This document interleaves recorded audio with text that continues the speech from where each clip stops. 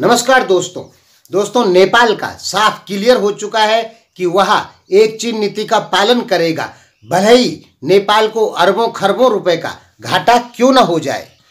इसके कुछ उदाहरण हम आपको दे रहे हैं कि नेपाल को अरबों रुपए का घाटा चीन की वजह से हुआ है, लेकिन फिर भी नेपाल ने साफ कर दिया है कि चाहे घाटा हो या कुछ भी हो, हम चाइना से पूरी सच्ची मित्रता निभाएंगे। सबसे पहले तो दोस्तों, नेपाल ने भारत पर आरोप लगाया है कि भारत के हैकर्स लोग नेपाल की सिविल एविएशन अथॉरिटी की वेबसाइट को भारतीय हैकर्स हैक कर रहे हैं और उन्होंने भारतीय हैकर्सों ने इस वेबसाइट पे भारतीय फ्लैग लगाया है और नेपाल को कुछ संदेश भी दिए हैं, यानी नेपाल को धमकी दी है। ये कहना है नेपाल का भारत पर आरोप। दोस्तों, नेपाल के बहुत सारे हैकर्सों ने इस समय भारत के बहुत सारे न्यूज़ चैनलों को, उनकी जो वेबसाइट हैं, उनको हैक करने की कोशिश की है। कह सकते हैं कि हैकर्सों की लड़ाई भारत और नेपाल में चल रही है। दोस्तों, आपको मैं कुछ बताना चाहता हूं, इस वीडियो को पूरा सुने कि हमारे पास भी, मैं तो दोस्तों एक बहुत छोटा सा यूट्यूबर हूं, लेकिन हमारा भी चैनल बहुत जल्दी हैक हो जाएगा। दोस्तों, एक चैनल हमारा 2017 में India and the Pakistan hack हुआ था, तो हम जानते हैं कि हमारा ये चैनल भी बहुत जल्दी हैक होगा। हालांकि ये बहुत छोटा चैनल है, इसलिए इस चैनल पे अभी किसी की नज़र नहीं है, केवल कुछ लोगों की नज़र है जो हमें लिंक भेजते हैं, ताकि हम उन लिंकों को उस पर क्लिक करें और हमारा जो ईमेल वगैरह है वो सब उनके पास पहुंच जाए और वो हमारे चैनल को हैक कर सके।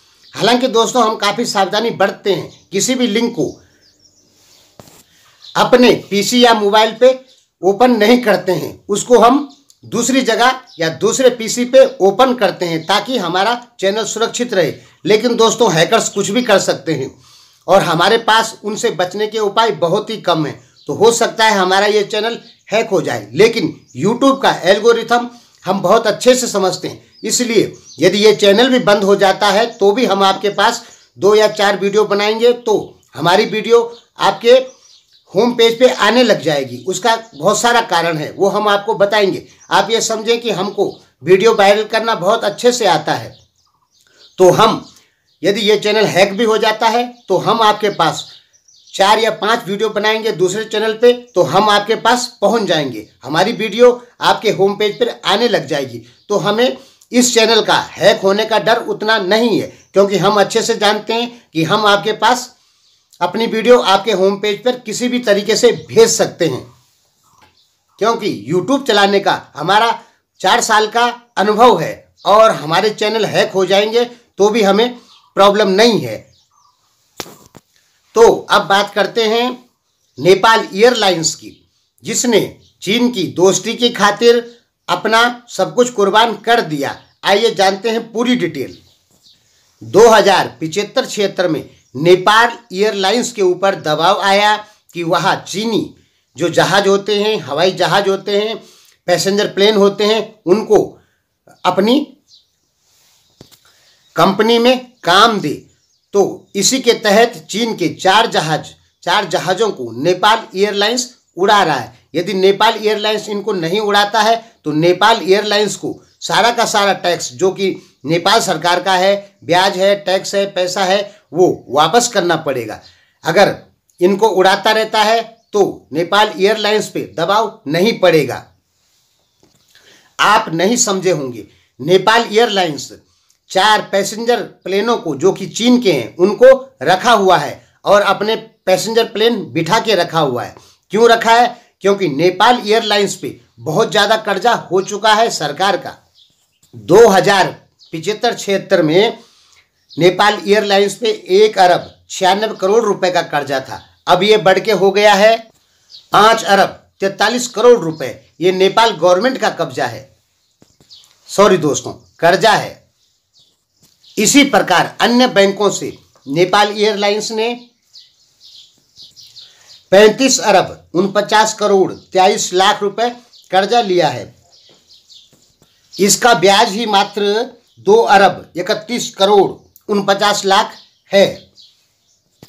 नेपाल एयरलाइंस साफ क्लियर कह रही है कि सरकार के दबाव में हमने 4 जहाज रखे हैं, 4 पैसेंजर प्लेन रखे हैं और हम जो कमाते हैं उसका 70% हिस्सा तो वही लोग चाइनीज कंपनियां ही ले जाती है।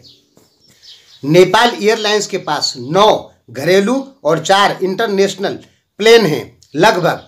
इनमें से सबसे ज़्यादा जरूरी है उनको 4 चाइनीज प्लेन चलाना, यानी उनको काम देना बहुत जरूरी है।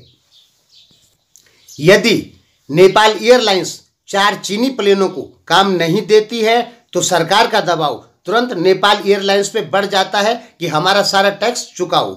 इसलिए नेपाल एयरलाइंस क्या करती है, चाइनीज जो पैसेंजर प्लेन है उनको काम देती रहती है, जिसके कारण सरकार दबाव नहीं बनाती है नेपाल एयरलाइंस पे। जो छोटे छोटे संस्थान हैं, बैंक हैं, जिनसे नेपाल एयरलाइंस ने 35 अरब रुपए कर्जा लिया है, वो जब रिपोर्ट लिखाते हैं कि भाई इतना पैसा है हमारा, तो नेपाल सरकार किसी भी प्रकार का एक्शन नेपाल एयरलाइंस पर नहीं लेती है। मतलब आपको सीधी भाषा में आप समझें कि जो नेपाल एयरलाइंस है वो सबसे पहले चाइनीज जो जहाज हैं उनको काम देती है, चाइनीज कंपनियों को काम देती है और वो क्या करते हैं, सारा पैसा लगभग 70% पैसा ले जाते हैं। उसके बाद ही नेपाल एयरलाइंस के जो अपने व्यक्तिगत प्लेन है उनको काम मिलता है, जिससे नेपाल एयरलाइंस बहुत ज़्यादा घाटे में आ चुकी है। अब नेपाल एयरलाइंस जो है वो चाइनीज जो उनके एरोप्लेन है, पैसेंजर प्लेन है, उनको नहीं काम देना चाहती है, उनको हटाना चाहती है। तो जैसे ही नेपाल एयरलाइंस इन 4 चाइनीज जो पैसेंजर प्लेन है उनको हटाने की कोशिश करती है, तो वैसे ही नेपाल सरकार तुरंत नेपाल एयरलाइंस पे दबाव बना देती है कि यदि चाइनीज 4 जो वो हैं पैसेंजर प्लेन है उनको हटाओगे तो पहले सरकार का पैसा क्लियर करो और जो प्राइवेट संस्थानों से, प्राइवेट छोटे बैंकों से पैसा लिया है उन सबको क्लियर करो। इसलिए नेपाल एयरलाइंस इतनी मजबूर हो गई है कि चाइना के जो 4 पैसेंजर प्लेन हैं जो नेपाल में काम कर रहे हैं उनको नहीं हटा पा रही, और वो 4 जो पैसेंजर प्लेन हैं वो बहुत सारा पैसा नेपाल से लेके जा रहे हैं। तो फाइनल आप समझ गए होंगे कि नेपाल एयरलाइंस घाटे में चल रही है। वो किस कारण घाटे में चल रही है, क्योंकि वो चाइनीज प्लेनों को काम दे रही है और अपने प्लेन बिठा के रख रही है, इसलिए वो घाटे में चल रही है। अब नेपाल एयरलाइंस चाइनीज प्लेनों को हटाना चाहती है, लेकिन नेपाल सरकार तुरंत दबाव बना देती है नेपाल एयरलाइंस पे कि चाइनीज प्लेनों को हटाओगे तो सबसे पहले हमारा पैसा क्लियर करो। और जो लोग कंप्लेंट कर रहे हैं, रिपोर्ट लिखा रहे हैं छोटे बैंक कि नेपाल एयरलाइंस पे हमारा पैसा है, तो हम यानी नेपाल सरकार तुरंत नेपाल एयरलाइंस पर एक्शन लेगी और हो सकता है कि नाम नेपाल एयरलाइंस ही रखे और सारा का सारा काम चाइनीज कंपनियों को दे दिया जाए। यानी नेपाल की वर्तमान कम्युनिस्ट सरकार चाइना से दोस्ती निभाने के लिए अपने नेपाल एयरलाइंस को भी खत्म करने के लिए तैयार है। और आप देखना बहुत जल्दी नेपाल एयरलाइंस जो है वो चाइना के कब्जे में चली जाएगी, यानी उसको चाइना के ठेकेदार ही चलाएंगे और नाम मात्र रहेगा कि ये नेपाल की नेपाल एयरलाइंस है, लेकिन वो चाइना के लोग ही उसको चलाएंगे।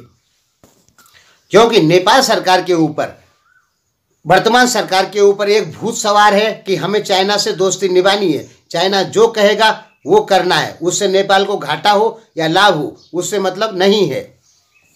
और चाइना की जनसंख्या 140 करोड़ है लगभग, तो चाइना पहले अपनी जनता को खुश रखेगा तब ना जाके दूसरे देशों की जनता को खुश रखेगा। तो पहले वो अपने देशों की जनता को खुश रखेगा ताकि वो कम्युनिस्ट सरकार के विरोधी ना हो। इसलिए चाइना पूरी कोशिश कर रहा है हर देश से पैसा कमाने की। ये सच बात है। इसकी डिटेल अगर आपको चाहिए तो हम किसी नेपाली चैनल से ही आपको सुना देंगे। लेकिन नेपाल में चाइना के खिलाफ बोलने पे संपादकों की नौकरी जा सकती है, इसलिए इतनी आसानी से चाइना के खिलाफ कोई बोलता नहीं है। मैं थोड़ा थोड़ा बोलता हूं, इसलिए हो सकता है हमारा चैनल भी हैक हो जाए। जब ये चैनल सभी की नज़र में आएगा तब ये हैक हो सकता है। धन्यवाद।